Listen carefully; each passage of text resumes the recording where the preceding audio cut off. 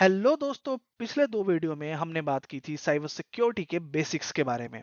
जैसे कि cyber security होती क्या है और इस फील्ड में करियर कैसे स्टार्ट करें। उसके बाद हमने समझा पेनिट्रेशन टेस्टिंग क्या होती है और आप कैसे इस डोमेन में अपना करियर बिल्ड कर सकते हो। लेकिन अब टाइम है थोड़ा टेक्निकल होने का। आज हम जानेंगे उन इंपॉर्टेंट साइबर सिक्योरिटी टर्म्स के बारे में जो आपको इंडस्ट्री में कॉन्फिडेंटली कम्युनिकेट करने में मदद करेंगी, चाहे वो आपके सीनियर्स हो या फिर आपके कलीग्स हो। तो आज के इस वीडियो में मैं आपको एक्सप्लेन करूंगा टॉप 20 साइबर सिक्योरिटी टर्म्स जो हर बिगिनर्स को मालूम होनी चाहिए। So let's start it.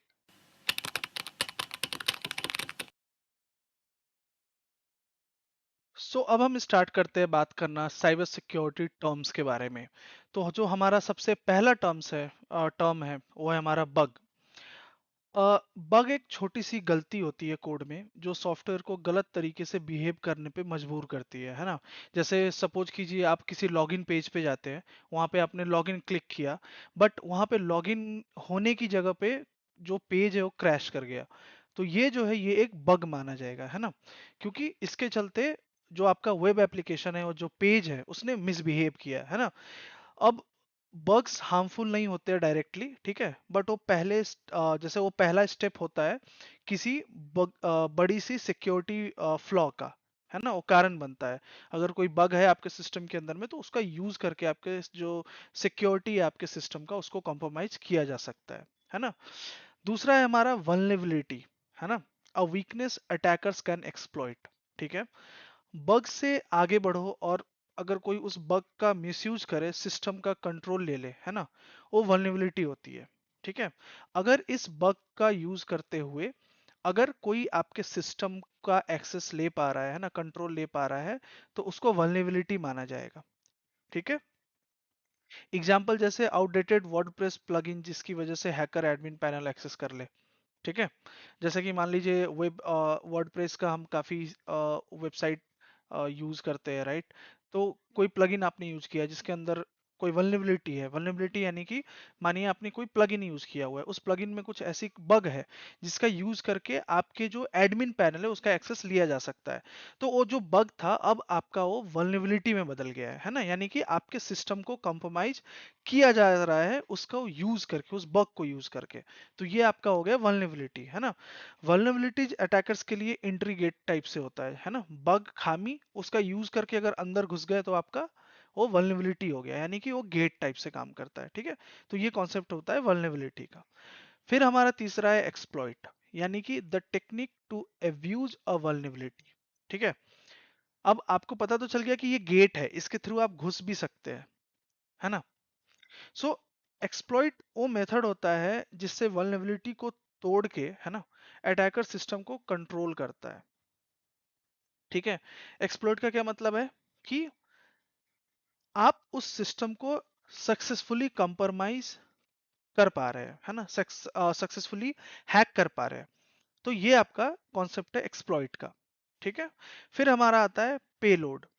So malicious code that runs post exploit, है ना। यानी कि एक्सप्लॉइट के बाद अटैकर जो कोड चलाता है सिस्टम पे उसे कहते हैं पेलोड, ठीक है। जैसे मान लीजिए रैंसमवेयर इंस्टॉल हो जाना या रिवर्स सेल खुल जाना। ये रैंसमवेयर और जो रिवर्स सेल है उससे कंफ्यूज मत होइए आप, हम आगे डिस्कस करेंगे इसको। आप एक चीज समझ लीजिए कि पेलोड यानी कि अटैकर जो कोड चलाता है सिस्टम पे उसे कहते हैं पेलोड, है ना। जैसे हैक करने के बाद एक हैकर क्या करेगा, जैसे हमने अपने पिछले दो वीडियो में डिस्कस किया था कि पोस्ट एक्सप्लॉइटेशन स्टेज हमने किया था कि एक बार सिस्टम के अंदर अगर हैकर आ गया तो क्या करेगा, डेटा चोरी करेगा, है ना। डेटा चोरी करेगा, डेटा डिलीट करेगा, है ना, जो भी करेगा। तो उसके लिए वो क्या करेगा, किसी न किसी प्रोग्राम का या कोड का हेल्प लेगा, है ना। क्योंकि जो हमारी मशीन से वो कोड पे रन हो रही है। तो जो हैकर कोड जो इस्तेमाल करेगा कोई भी चीज परफॉर्म करने के लिए, है ना, उसको हम लोग बोलेंगे पेलोड, ठीक है। ये कॉन्सेप्ट है पेलोड का, ठीक है। फिर हमारा है सीवीई, ठीक है। अब हम सीवीई की बात करें तो public ID of a known vulnerability, ठीक है। यानी कि सीवी का फुल फॉर्म है कॉमन वल्नरेबिलिटीज एंड एक्सपोजर्स, ठीक है। अब हर पब्लिक वल्नरेबिलिटी को एक यूनिक सीवी आईडी मिलता है ना। जैसे मानिए कि अपाचे सर्वर यूज हो रहा है, ठीक है। अब उसमें मुझे कोई बग मिला, है ना। अब उस बग को, है ना, यूज करके मैंने सक्सेसफुली सिस्टम को पेनिट्रेट किया, है ना, उस सिस्टम को मैंने हैक किया अपाचे सर्वर को। तो उस वो जो वल्नरेबिलिटी रहेगी, है ना, उसको कुछ तो नाम देंगे ना, ताकि जितने भी हमारे यूजर्स है जो उस पर्टिकुलर अपाचे सर्वर का उस वर्जन को यूज कर रहे होंगे, उनको पता रहे कि इस पर्टिकुलर वर्जन में अपाचे सर्वर के ये वल्नरेबिलिटी है ना। तो ये क्या करता है कि जो आपका जो ट्रैकिंग है उसको काफी आसान बना देता है ना। तो हर वल्नरेबिलिटी को उसका एक सीवी नंबर या सीवी आईडी, है ना, जो बोलना है आपको, वो असाइन होता है, जिससे वो वल्नरेबिलिटी जाना जाता है, ठीक है। जैसे कि एग्जांपल के लिए CV 2023 12345, है ना। और अगर आपको ज्यादा जानना है तो ऐसे कि आप गूगल ओपन करो और उस पे ये CV 2023 1234 ऐप डाल के देखना, ठीक है, आपको पूरा डिटेल मिल जाएगा, ठीक है। आई मीन ये एग्जांपल के लिए मैं बता रहा हूँ आपको, लेकिन अगर जो वैलिड CV आईडी है उसको यूज करके आप समझ सकते हैं कि वो क्या वल्नरेबिलिटी था। तो जब आप पेन टेस्ट परफॉर्म करेंगे, है ना, जो हमने पहली वीडियो में डिस्कस की थी कि क्या क्या स्टेप होते हैं, है ना, पेन टेस्ट का। तो क्या होगा कि अगर आपको उस वर्जन नंबर मिल जाए किसी भी सिस्टम का, तो आप जाके ये सर्च कर सकते हो कि इस पर्टिकुलर वर्जन के ऊपर क्या कोई वल्नरेबिलिटी यानी सीवीई अटैच है ना। तो अगर आपको कोई ऐसा वल्नरेबिलिटी मिल जाता है या जो कोई ऐसा सीवीई मिल जाता है ना, जो इस पर्टिकुलर वर्जन के लिए है, तो फिर आप उसका इस्तेमाल करके उस पर्टिकुलर वर्जन ऑफ सिस्टम को अटैक कर सकते हैं, हैक कर सकते हैं, ठीक है। तो आपको सीवीई का मतलब समझ आ गया है ना। ये एक वल्नरेबिलिटी की आईडी है, पब्लिक आईडी है, कोई भी देख सकता है, ठीक है। अब है हमारा पीओसी, ठीक है। POC demo showing the bug works. अब आपने बग ढूंढ लिया, उसको एक्सप्लॉइट भी कर लिया, है ना। अब क्या है कि अब आप एथिकल हैकर हो, है ना, आप किसी के लिए काम कर रहे हो, आपका जो गोल है वो सिस्टम डैमेज करना नहीं है, सिस्टम प्रोटेक्ट करना है, ठीक है। तो यहां पे आप क्या करोगे कि जो बग आपने ढूंढा, है ना, जो एक्सप्लॉइट आपने किया सिस्टम के ऊपर उस बग का यूज करके, उस वल्नरेबिलिटी का इस्तेमाल करते हुए, है ना, उसको अपने टारगेट को यानी कि अपने क्लाइंट को, है ना, या जिसके लिए भी आप एथिकली काम कर रहे हो, उनको तो दिखाओगे ना, है ना, कि ऐसे ऐसे ये स्टेप फॉलो करके मैंने ये सिस्टम को आपके कॉम्प्रोमाइज किया है या हैक किया है ना। तो जब आप स्टेप्स बताओगे तो क्या करेंगे, उसको करेक्ट करेंगे। तो जो आप पीओसी समझते हो ना, अपने क्लाइंट को जो आप डेमो देते हो उस बग का, उस वल्नरेबिलिटी का जो आपको मिला है, जो एक्सप्लॉइट आपने सिस्टम का किया है, उसी को हम पीओसी बोलते हैं। और ये बहुत इंपॉर्टेंट होता है। आप कभी भी पेन टेस्ट परफॉर्म करोगे, सिस्टम को इथिकली काम करोगे अपने क्लाइंट के लिए, आपको पीओसी देना ही पड़ता है। आप बताओगे सिस्टम कैसे हैक हुआ, है ना, ताकि वो उसको करेक्ट कर पाए, ठीक है। तो इस पर्टिकुलर सेक्शन में हमने समझा bug, vulnerability, exploit, payload, CV and POC को। अब हम चलते हैं अपने दूसरे स्लाइड पे, ठीक है। सबसे पहला जो टर्म है हमारा वो है जीरो डे, ठीक है। जीरो डे यानी आप इसको अननोन पैच्ड वल्नरेबिलिटी। जैसे मानिए कि मार्केट में कोई नया प्रोडक्ट लॉन्च हुआ है जिसके बारे में कभी किसी ने सुना ही नहीं था, है ना। तो जीरो डे का मतलब होता है कोई ऐसी वल्नरेबिलिटी, है ना, जो पहली बार मालूम चली, है ना, जिसको पहली बार ढूंढा गया, उसको हम लोग जीरो डे बोलते हैं, है ना। और उसका इस्तेमाल करके अगर आप सिस्टम को हैक कर पा रहे हो, तो हम लोग उसी को जीरो डे एक्सप्लॉइट बोलते हैं, है ना। तो जीरो डे का मतलब होता है, जैसे मान लीजिए कि अभी हमने हमने डिस्कस किया सीवी क्या होता है। अब सीवी के ऊपर एक आईडी है, पब्लिक आईडी, जो हर कोई देख सकता है ना। उसको कब ढूंढा गया, तो लेट से आपने गूगल किया, आपको पता चला कि अच्छा इसको ना एक्चुअली 10 दिन पहले ढूंढा गया था, है ना। तो 10 दिन से लेके आज तक यानी पूरे 10 दिन हो चुके हैं, उसको पैच भी किया जा चुका है, उसका सॉल्यूशन भी दे दिया गया अगले वर्जन में, है ना। लेकिन जीरो डे क्या है कि ये पर्टिकुलर वल्नरेबिलिटी आज मालूम चली है और अभी इसका कोई भी सॉल्यूशन नहीं है, ठीक है। तो इसको हम लोग बोलते हैं जीरो डे। यानी जब ये मिला तब से कितना दिन हुआ, तो आज ही मिला, इसलिए जीरो डे मतलब आज मालूम चला, अभी मालूम चला है ना। तो इसको हम लोग जीरो डे बोलते हैं, ठीक है। जीरो डे वल्नरेबिलिटी बोलेंगे, है ना। जीरो डे अगर उसको यूज करके जो सिस्टम हैक होंगे उसको जीरो डे एक्सप्लॉइट बोलेंगे, ठीक है, तो ये है आपका 0 डे का कॉन्सेप्ट। अब हमारा दूसरा टर्म आता है यहाँ पे ब्रूट फोर्स अटैक। तो यहाँ पे क्या बोल रहा है, रिपीटेड पासवर्ड गेसिंग टिल इट वर्क्स। ठीक है, जैसे ब्रूट फोर्स एक ऐसा अटैक है जहां अटैकर हर पॉसिबल पासवर्ड ट्राई करता है, मान लो। ठीक है, जैसे एग्जाम्पल के लिए आप ले लो, एडमिन एडमिन 1 2 3 1 2 3 4 5 6 7 8। ठीक है, सब ट्राई होते हैं जितने भी आपको मालूम है। तो ब्रूट फोर्स कैसा है, जैसे मान लो कि एक गेट है ना, उसके लिए चाबी तो होगी उसको ओपन करने के लिए। अब क्या है कि आपके पास वो चाबी नहीं है, तो ब्रूट फोर्स कहने का मतलब होता है, अब आपने क्या किया कि जितने भी उस सोसाइटी में जितने भी गेट है उन सबका आपने की कलेक्ट किया और सबको 1 बाय 1 ट्राई किया। ठीक है, और एक ने एक से तो खुल जाएगी, राइट। तो उसी को हम ब्रूट फोर्स अटैक बोलते हैं। यानी कि रिपीटेड पासवर्ड गेसिंग या रिपीटेड अटेम्प्ट्स लेते रहना जब तक कि सक्सेस न मिल जाए, है ना, उसको हम लोग ब्रूट फोर्स अटैक बोलते हैं। ठीक है, अब जैसे अब आपने देखा होगा कि आजकल जो आप मोबाइल यूज करते हैं, जो वेब एप्स यूज करते हैं, वहाँ पे मल्टी फैक्टर ऑथेंटिकेशन आ गया है ना, 2 फैक्टर ऑथेंटिकेशन आ गया है। ब्रूट फोर्स को रोकने के लिए रेट लिमिट आ गया है कि आप एक पर्टिकुलर टाइम से ज्यादा रिट्राई नहीं कर सकते पासवर्ड पे, है ना। कैप्चा यूज होता है, आपने देखा होगा, जो पूछता है कि प्रूफ करो कि आप ह्यूमन हो, है ना। तो ये सारे जो है ये प्रिवेंट करने के लिए यूज किए जाते हैं ब्रूट फोर्स अटैक को, है ना। इसी को यूज करके, यानी कि ब्रूट फोर्स अटैक कब हो जाता है, ब्रूट फोर्स यानी कि रिपीटेटिव चांसेस लेना, गेस करना, और अगर वो सक्सेसफुल हो गया तो उसी को हम लोग ब्रूट फोर्स अटैक बोलते हैं। ठीक है, सक्सेस के लिए परफॉर्म किया जा रहा है। ये हो गया ब्रूट फोर्स अटैक का कॉन्सेप्ट। फिर हमारा टर्म्स है fuzzing, sending random data to find bugs. ठीक है, फजिंग एक टेक्निक है जिसमें अटैकर सॉफ्टवेयर को अनएक्सपेक्टेड या गार्बेज इनपुट देता है ताकि क्रैश या बग डिटेक्ट हो सके। ठीक है, वैसे फजिंग को अगर आसान भाषा में समझना है तो ये भी एक तरीके का ब्रूट फोर्स ही होता है। ठीक है, जिसमें कि आप क्या करते हैं कि फर्ज करते हैं एक पर्टिकुलर एंड पॉइंट को। ठीक है, जैसे मान लीजिए कि आपको पता चल गया कि www.example.com करके है ना। लेकिन अब आपको पता करना है कि क्या इसमें कोई भी ऐसा डायरेक्टरी है क्या, जैसे कि www.example.com/admin, लेकिन आपको नहीं मालूम है, तो आप क्या करोगे कि /admin स्लैश के बाद का जो पॉइंट है उसको आप फर्ज करोगे इन पॉइंट्स के साथ कि कुछ तो मिल जाए। ठीक है, इसको हम लोग फजिंग बोलते हैं, है ना। फिर हमारा आता है आरसीई, यानी कि रिमोट कोड एग्जीक्यूशन। ठीक है, और हाँ सॉरी, फजिंग के बारे में एक चीज मैं आपको और बता दूं कि इससे मेमोरी करप्शन या बफर ओवरफ्लो डिटेक्ट हो सकता है ना, जो कि ब्रूट फोर्स से नहीं होता है। ठीक है, अब हम बात करते हैं आरसीई की, यानी कि रिमोट कोड एग्जीक्यूशन के बारे में। So malicious code that runs post exploit.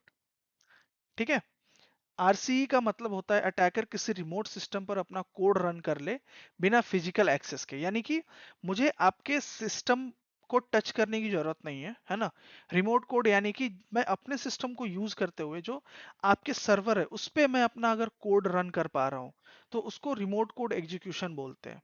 ठीक है, रिमोट कोड एग्जीक्यूशन यानी कि आपने रिमोटली उस पर्टिकुलर टारगेट सिस्टम के ऊपर अपना कोड रन कर लिया सक्सेसफुली, तो आपका रिमोट कोड एग्जीक्यूशन हो गया।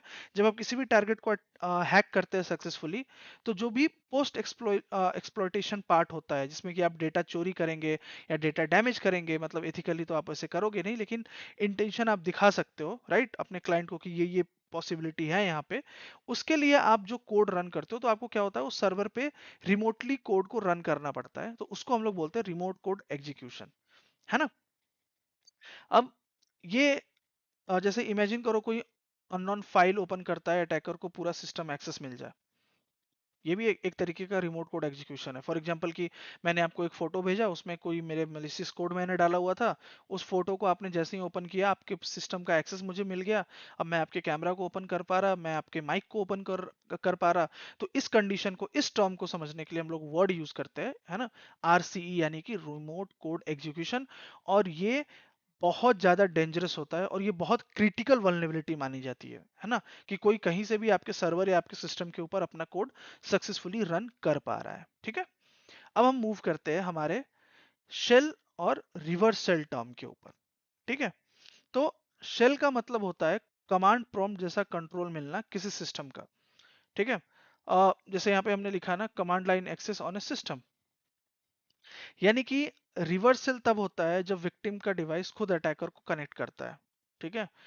शेल का मतलब क्या है? शेल का मतलब होता है कमांड प्रॉम्प्ट जैसा कंट्रोल मिलना किसी सिस्टम के ऊपर। और रिवर्स शेल का मतलब क्या होता है कि जब विक्टिम के डिवाइस खुद अटैकर के सिस्टम को कम्युनिकेट करे। ठीक है, इसको मैं थोड़ा और इजी तरीके से समझाता हूँ। जैसे मान लो आप किसी अपने टारगेट सिस्टम को अटैक कर रहे हो और आपने सक्सेसफुली हैक कर लिया। अब आप जो पोस्ट एक्सप्लॉयटेशन फेज में, जो हमने अपने पेन टेस्टिंग और साइबर सिक्योरिटी के वीडियोज में समझा था अच्छे से, है ना, तो पोस्ट एक्सप्लॉयटेशन स्टेज पे जब आप अपना कोड रन करोगे, तो कोड रन करने के लिए कुछ तो चाहिए आपको, है ना, कुछ तो चाहिए। तो उसको, तो जिस चीज के ऊपर आप कोड रन करते हो हम उसको शेल बोलते हैं।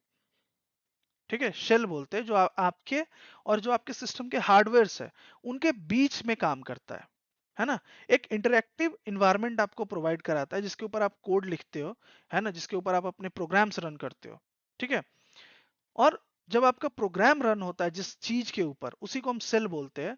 और जब आपका प्रोग्राम रन होता है तो आप क्या कर पाते हो, सिस्टम सिस्टम को और अटैक कर पाते हो, डेटा चोरी कर पाते हो, डेटा डैमेज कर पाते हो, है ना। तो जो सेल है वो आपका एक तरीके से क्या है कि ग्राउंड है ना। अब क्या है कि हर सिस्टम का अपना सेल होता है जिसके ऊपर आप काम करते हो। रिवर्सल का कंसेप्ट क्या है कि अब जैसे मान लीजिए आपका एक सर्वर है, उससे मैं कनेक्ट कर रहा हूँ। ठीक है।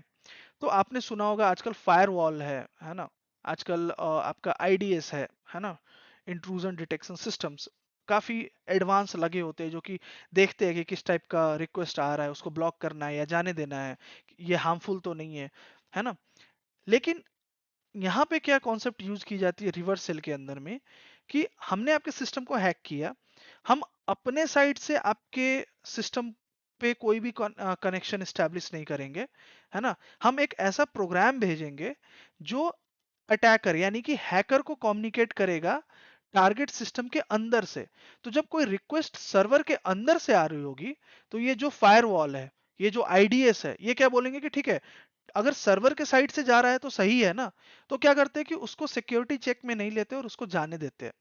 अटैकर वेट करता है, जैसे उसको रिवर्स सेल मिलता है ना, रिवर्स एक्सेस मिलता है, वैसे ही टू वे कम्युनिकेशन शुरू हो जाती है हैकर और सर्वर के बीच में। और फिर आगे का जो हैकिंग प्रोसेस है उसको कंप्लीट किया जाता है रिवर्स सेल का यूज करते हुए। Red team offensive side simulate attacks, है ना। ऑफेंसिव साइड कहने का मतलब ये है कि जो रेड टीमर होते हैं, सबसे पहली बात, ये भी एथिकल हैकर ही होते हैं। ये भी अपने क्लाइंट या अपने जो आप जिन कंपनी के लिए ये काम करते हैं उनके लिए ये कमियां ढूंढने की काम करते हैं। ठीक है, लेकिन इनका काम करने का जो तरीका है वो ऑफेंसिव ज्यादा होता है ना, ऑफेंसिव ही होता है एक तरीके से। तो ये क्या करते हैं, जो रियल वर्ल्ड साइबर क्रिमिनल्स है या हैकर्स है ना, जिनका जो गोल है उस सिस्टम को डैमेज करना या डेटा का चोरी करना उनको मिमिक करते हैं, है ना, उनको कॉपी करते हैं। और जैसे अटैक करता है एक साइबर क्रिमिनल, वैसे ही रेड टीमर भी आपके सिस्टम को अटैक करते हैं। तो आप हमेशा सुनेंगे साइबर सिक्योरिटी फील्ड के अंदर रेड टीम, ब्लू टीम, है ना, ऐसे करके। तो रेड टीम वाले जब भी कोई बोले कि रेड टीम, तो आपको क्या समझना है कि ऑफेंसिव साइड की बात हो रही है ना, जिनका टारगेट क्या है कि आपका रियल जो हैकर है उसको मिमिक करना है। हमने जो पेन टेस्टिंग में जो डिस्कस किया था पहला वीडियो, अगर आपने नहीं देखा है तो प्लीज जाके देखिए। रेड टीमिंग जो रहता है ये पेन टेस्टिंग से एडवांस लेवल है ना। पेन टेस्टिंग का जो एडवांस लेवल है वो रेड टीमिंग कहा जाता है उसको। ठीक है। तो हमने इस पर्टिकुलर स्लाइड में डिस्कस किया जीरो डे क्या होता है, फिर हमने डिस्कस किया ब्रूट फोर्स अटैक क्या होता है, फिर हमने डिस्कस किया फजिंग क्या होती है, फिर आरसी, फिर सेल और रिवर्स सेल का डिफरेंस हमने समझा, है ना। फिर हमने समझा रेड टीम क्या होती है। अब हम चलते हैं हमारे दूसरे स्लाइड के ऊपर। ठीक है। यहाँ पे जो हमारा सबसे पहला टर्म है वो है ब्लू टीम। ठीक है, हमने इससे पहले रेड टीम समझा, अब हम समझेंगे ब्लू टीम। सो ब्लू टीम जो है डिफेंसिव फोर्स प्रोटेक्टिंग सिस्टम्स, है ना। ब्लू टीम वाले जो होते हैं मोस्टली सिस्टम एनालिस्ट टाइप के जो जॉब हो गए, उनका जो काम रहता है, जैसे सॉक एनालिस्ट आपने सुना होगा, इनका जो काम रहता है ये अपने कंपनी को प्रोटेक्ट करते हैं साइबर अटैक से। ठीक है। तो जो ब्लू टीम का काम है वो डिफेंस का काम है, जो रेड टीम है उनका काम अटैकिंग का है ना। जैसे फायरवॉल्स हो गए, जैसे सीम्स पैचिंग, ये इनका डेली का काम होता है, फायरवॉल चेक करना, आईडीएस मेंटेन करना, है ना, ये सारा ब्लू टीम का काम होता है उनका। और ये जो मोस्टली जो ब्लू टीम वाले होते हैं, ये पर्टिकुलर आपको हर कंपनी में मिल जाएंगे, और जो भी थोड़ी बड़ी कंपनी है ना, जो साइबर सिक्योरिटी को सीरियसली लेती है, वो अपना एक ब्लू टीम रखती ही रखती है ना। सो रेड टीम और ब्लू टीम एक दूसरे के दुश्मन नहीं है, सबसे पहले आपको ये समझना पड़ेगा। ये दोनों एक दूसरे को शार्प करते हैं, है ना, शार्पन होने में, या फिर शार्पन करते हैं एक दूसरे को, है ना। ब्लू टीम ने आपका सक्सेसफुली अटैक रोका रेड टीम का, रेड टीम अब क्या करेंगे, उस डिफेंस का तोड़ लेके आएंगे, सो ब्लू टीम उसको रोकने की कोशिश करेगी। तो ऐसे चलता रहता है। तो दोनों मिलके क्या करते हैं, रेड टीम और ब्लू टीम दोनों मिलके, क्योंकि दोनों का अप्रोच अलग है, दोनों मिलकर सिस्टम को बहुत बेहतर तरीके से सिक्योर करते हैं, है ना। तो दोनों एक दूसरे के दुश्मन नहीं है, ये चीज आपको पता होनी चाहिए, ठीक है। फिर आता है हमारा दूसरा टर्म इस स्लाइड का, command and control. Remote server controlling infected devices, ठीक है। अब मानिए मैंने एक सिस्टम हैक कर लिया, किसी कंपनी के सर्वर के अंदर मैं चला गया, ठीक है। उसके अंदर मैंने दो अलग अलग तरीके का प्रोग्राम रन कर रहा है करा है मैंने, जिसका एक काम कुछ कर रहा है, दूसरा मेरा प्रोग्राम कुछ और कर रहा है। जैसे मान लीजिए एक डेटा चोरी कर रहा है, और दूसरा है कि वहां पे जो डेटा वगैरह जो मौजूद है उसको डिलीट कर रहा है, ताकि उनके पास कुछ बचे ही नहीं, ठीक है। तो इन दोनों प्रोग्राम को मैं कहाँ से कंट्रोल करूंगा, मुझे कोई तो एक प्लेस चाहिए जहां से मैं दोनों प्रोग्राम को कंट्रोल कर सकूं, है ना। तो उसका तो वहां पे काम आता है हमारा C2, यानी कि कमांड एंड कंट्रोल, ठीक है। तो कमांड एंड कंट्रोल सर्वर वो जगह होती है जहां अटैकर का मालवेयर कनेक्ट होता है इंस्ट्रक्शंस के लिए, है ना। अब वो दो प्रोग्राम रन हो रहे हैं, उनको कहीं से तो पता चलेगा ना कि आगे करना क्या है। तो और हैकर को एक जगह चाहिए जहां से वो ऐसे दो प्रोग्राम को एक साथ कंट्रोल कर सके, है ना। तो उसके लिए कमांड एंड कंट्रोल बनाया गया है, ठीक है। जैसे एक आर्मी का कंट्रोल रूम होता है ना, जहां से वो पूरे आर्मी को कंट्रोल करते हैं कि किधर मूवमेंट होगी, किधर से पीछे हटना है। तो उसी टाइप का हैकर का कमांड एंड कंट्रोल भी होता है, जहां से हैकर मल्टीपल मालवेयर या मल्टीपल जो हैक सिस्टम है उसको कंट्रोल करता है, ठीक है। अब दूसरा है हमारा threat intelligence, predicting and analysing future future threats. हाँ, it's future threats, not future. Okay, anyway.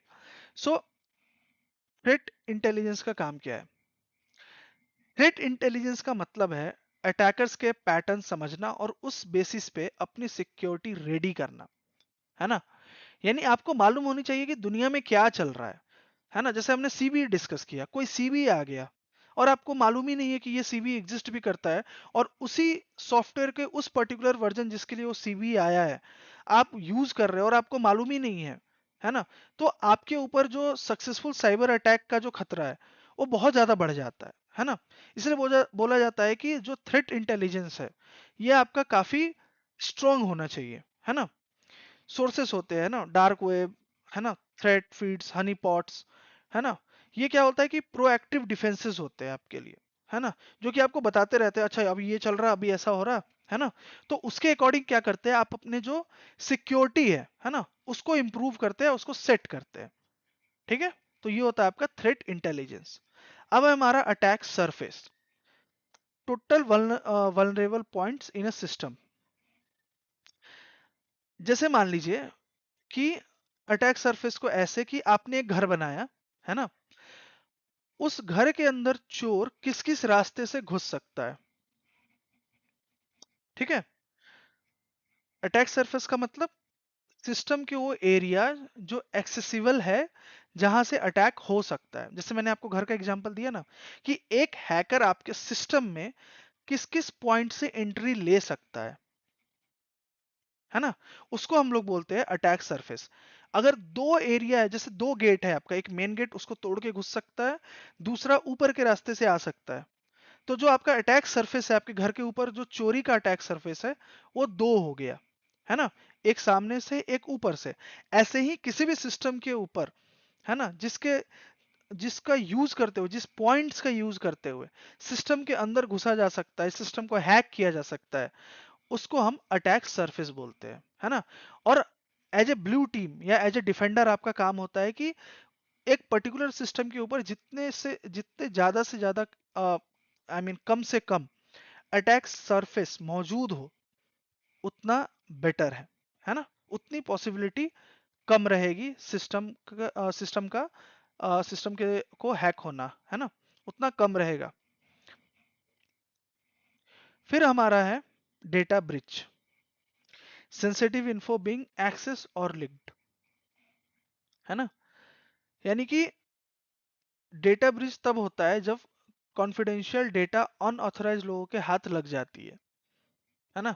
जैसे कि मान लीजिए एक मॉडर्न वेब एप्लीकेशन है, काम कर रहा है, ठीक है, उस पर जाके आप लॉग इन करते हो, तो आपका डिटेल्स, आपका जो प्रोफाइल का डिटेल्स है वो कहीं तो सेव रहेगी ना, राइट, कहीं तो सेव होगी।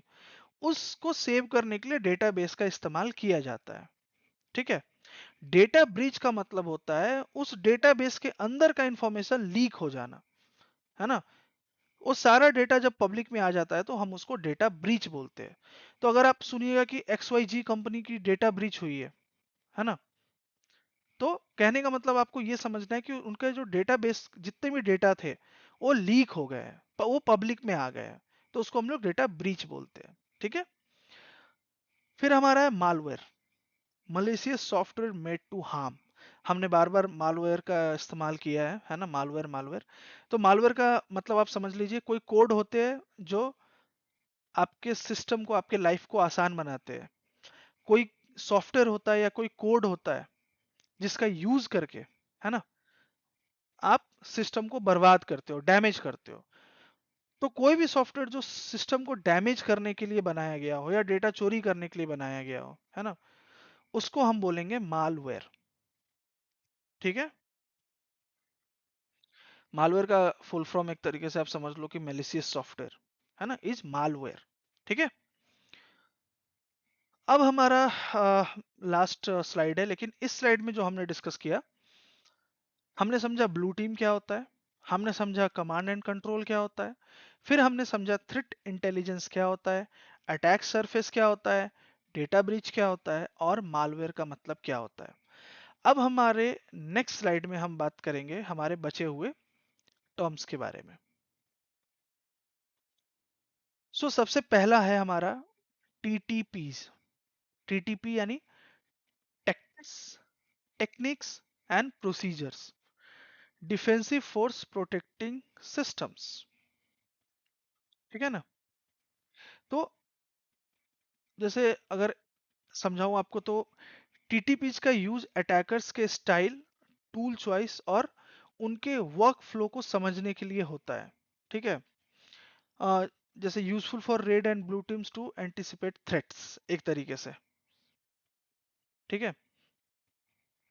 ये क्या करता है कि आपको एक तरीके से जो अटैकर्स के जो वर्क फ्लो है, ब्लू टीम यूज करते हैं इसको, है ना, उसको समझने में हेल्प करता है कि कौन से फेज में, जो हमने पहले वीडियो में डिस्कस किया था पेन टेस्टिंग के सारे फेजेस, कौन से फेज में एक हैकर, है ना, कौन से टूल्स का इस्तेमाल करेगा और कैसा अप्रोच लेगा, उसको समझ के डिफेंसिव टीम अपने सिस्टम को रेडी करती है उस चीज से प्रोटेक्ट करने के लिए। तो उसको हम लोग टीटीपीज बोलते हैं, ठीक है। फिर हमारा आता है एक्सप्लॉइट, यानी एक्सप्लॉइट वो स्टेप होता है जिससे वल्नरेबिलिटी का रियल वर्ल्ड डैमेज होता है, ठीक है। एक्सप्लॉइट यानी कि इसको आप action that turns bug into real attack. मैंने आपको बताया था ना कि कोई बग आपको मिला, है ना, उसका यूज करते हुए आप सिस्टम में घुस पा रहे हो, दैट इज क्या है, वल्नरेबिलिटी। अगर आप किसी भी बग का यूज करके सक्सेसफुली सिस्टम के अंदर पेनिट्रेट कर पा रहे हो और आप कोई डैमेज क्रिएट कर पा रहे हो, है ना, जो एक हैकर करता है, उसको हम लोग बोलते हैं एक्सप्लॉइट, ठीक है। Action that turns bug into real attack, है ना। एक जो बग होता है वो सिर्फ फ्लॉ होता है ना, वो फ्लॉ है ना, एक कमी है सिस्टम के अंदर। एक्सप्लॉइट यूज करता है उस फ्लॉ को सिस्टम तोड़ने के लिए या डैमेज करने के लिए, है ना, आपके सिक्योरिटी पोस्चर को तोड़ने के लिए, है ना। तो ये कॉन्सेप्ट है आपके एक्सप्लॉइट का। ठीक है, आई होप आपको समझ आया हो। हमने 20 साइबर सिक्योरिटी टर्म्स को डिस्कस किया है, जो काफी इंपॉर्टेंट है और आपको मालूम होनी चाहिए, क्योंकि ये आपकी लाइफ को आसान बनाता है। जब भी आप किसी अपने फील्ड के लोगों से बात करते हो या फिर अपने किसी फील्ड के लोगों की पॉडकास्ट सुनोगे, तो ये टर्म्स अगर आपको मालूम है तो आपकी उनकी उनकी जो बातें है वो समझने में काफी आसानी होगी, है ना। सो आई होप आपको सारी चीजें अच्छे से समझ आई हो।